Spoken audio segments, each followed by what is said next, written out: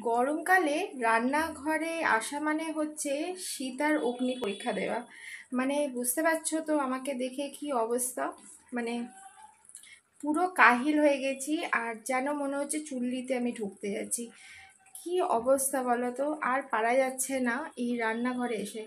এসির ঘরে থেকে আবার যখন খিদে পাচ্ছে তখন যখন তো রান্নাঘরে যেতেই হচ্ছে।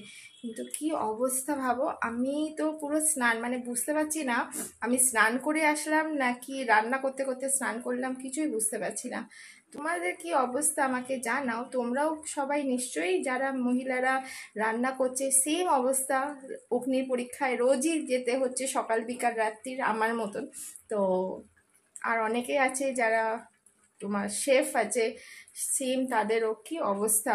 গরমকালটা যে কেন আসে আর কেন যে রান্নাঘরে আসতে হয় বুঝি না। তো চলো তাহলে পরের ব্লগে দেখা হচ্ছে। কিছু করার নেই, দেখে তো পুরো বুঝতেই পারছো এই মুখ নিয়ে আর বেশিক্ষণ তোমাদের সাথে আর কথা বলতে চাইছি না। চলো, টাটা।